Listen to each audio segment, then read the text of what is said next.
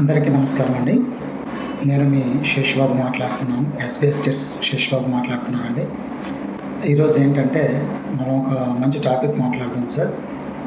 అదేంటంటే మనం ల్యాండ్పై ఎక్కడ ఇన్వెస్ట్ చేయాలి, ఎక్కడ ఇన్వెస్ట్ చేస్తే మనకి ఎంత అమౌంట్ పెరుగుతుంది, అక్కడే మనం ఎందుకు ఇన్వెస్ట్ చేయాలి అన్న విషయం కోసం ఒకసారి మాట్లాడుకుందామండి. ఎందుకంటే ల్యాండ్ అనేది ప్రతి దగ్గర కొనొచ్చండి. ల్యాండ్ అనేది పంచాయతీ ల్యాండ్ కొనుక్కోవచ్చు, ఉడా ల్యాండ్ కొనుక్కోవచ్చు, ఎకరాల్లో కొనుక్కోవచ్చు. ఇలా ఎవరు స్తోమతను పెట్టి వాళ్ళు ల్యాండ్స్ అనేవి పర్చేసింగ్ అనేది చేస్తూ ఉంటాం అన్నమాట. అయితే ఇప్పుడు మనం ఏంటంటే సిటీకి దూరంగా ఉన్న ఏరియాలో మనం సైట్స్ కొంటూ ఉంటాయి.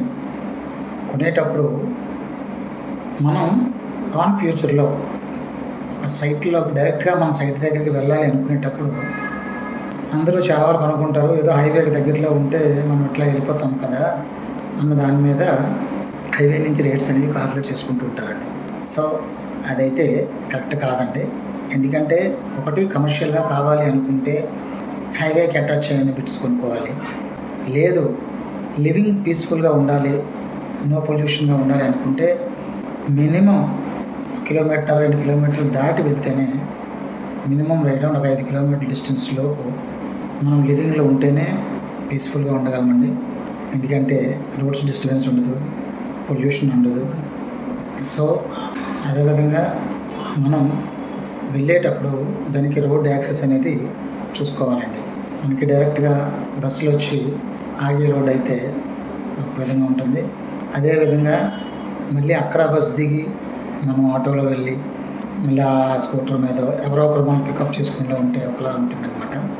సో దీన్ని కూడా మనం పర్ఫెక్ట్గా కాల్కులేట్ చేసుకొని మనం వడాలో రేరాప్రూడ్ ప్రాజెక్ట్స్లో పెట్టుకోవడం వలన మన ప్రతి రూపాయి కూడా సేఫ్ సైడ్గా ఉంటుందండి. అట్లా చేయడం వల్ల ఏంటంటే మన ఉద్యోగస్తులు అయితే లోన్స్ వస్తుంది, అలాగే వ్యాపారస్తులకైనా 70% బ్యాంక్ లోన్ వస్తుంది. కాబట్టి ఖచ్చితంగా మనం కొనుక్కోవడానికి కూడా ఈజీగా ఉంటుంది. మనం పెట్టే పెట్టుబడికి కూడా పర్ఫెక్ట్ కంపెనీలో పెడుతున్నామా, కంపెనీ ప్రొఫైల్ ఏంటి, వాళ్ళు ఇంతకుముందు ఏం చేశారు, ఎక్కడెక్కడ వేశారు, ఇవన్నీ చెక్ చేసుకొని పెట్టుకోవడం అనేది మంచిదండి. మరో సబ్జెక్ట్తో మళ్ళీ కలుద్దాం సార్. ఎస్బీఎస్ మీ శేషబాబు.